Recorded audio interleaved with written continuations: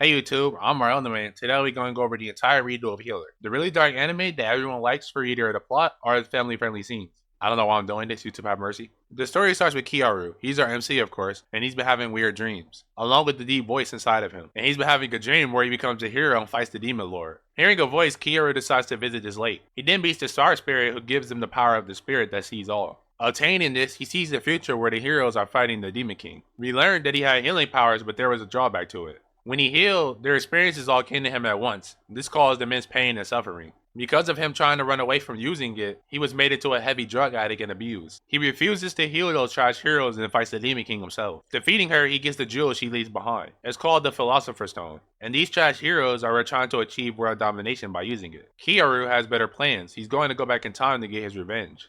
With the Hulk eye that sees all of creation, he got his true self back. And now his revenge truly starts. Flare then comes to get him, and as you expect, they go to the castle. He gets the title of a hero, and I mean, nothing happened here. Also, I forgot to mention, he's built a tolerance this time around, sorry. He then goes to meet Kerr, that's what we'll call her, who's lost her arm. He heals her arm, and we get an example of why he didn't want to heal anymore. Also, we learn Flare is a bad person in this life as well. He acts like healing is too much and doesn't want to do it anymore. Because of this, they put sleep medicine in his drink. Here's where the torture starts. Seeing this part wasn't easy, so imagine Kiaru who's going through it again. Flare making him give in to the medicine made him heal against his will. 6 months after regaining his senses, the revenge starts. He asks this knight, not calling him by his name because I dislike him. You'll see why later into the video, and starts getting payback by playing a game called Finger Breaking. But remember, he can heal them so it's okay. After doing the family-friendly stuff he had to do, he decides to erase her memories and change her face. Deciding revenge feels good, Blade and Bullet, the other trash heroes, are next. Later, he comes across a merchant who was poisoned by the water going around in the city.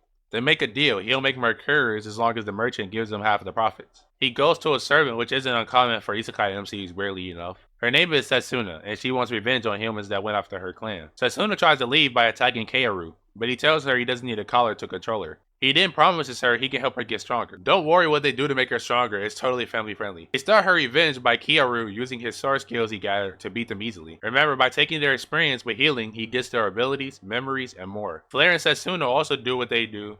He runs into Kerr. He tries to reason with her, saying she's been lied to, but of course it doesn't work. They end up fighting, and honestly, this was a cool fight to me at least. Sacrificing his arm to show her the truth, he then takes her to his room. He shows her who he really is. Because she's guilty and owes Kaoru her life, he makes amends by doing family-friendly stuff. The soldiers are using the people from Kaoru's village to lure him out. Kaoru decides to act as one of the soldiers to get close to the trash knight. And definitely the second darkest part of this anime is seeing what they did to his Aunt Anna. He also learns what happened to his Aunt Anna. I'm about to cry.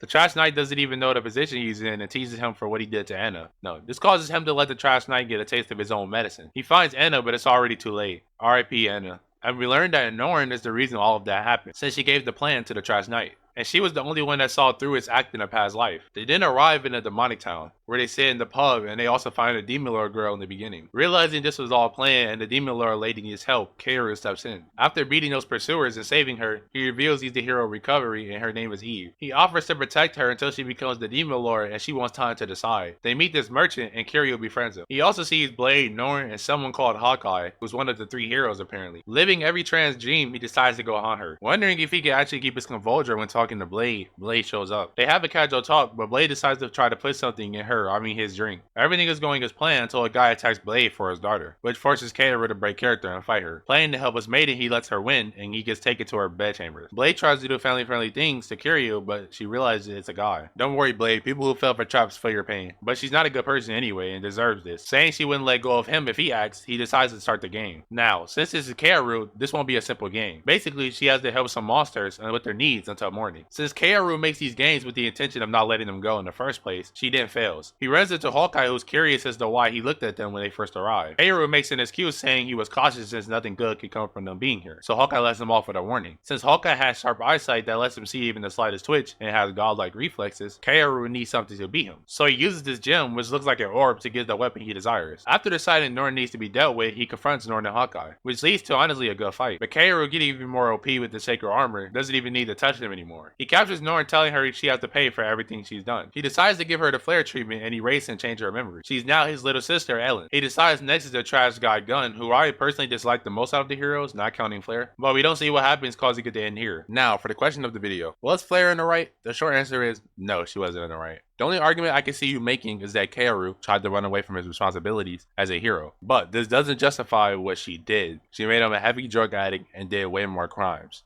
And when he healed, it brought him immense pain and suffering. He had a good reason for why he didn't want to heal. I think what she did was unjustifiable, and I honestly agree with what he did to her. So that was me going over the entire redo of Healer and answering the question, was Flare in the right? No. These videos do take some time, so support would be appreciated.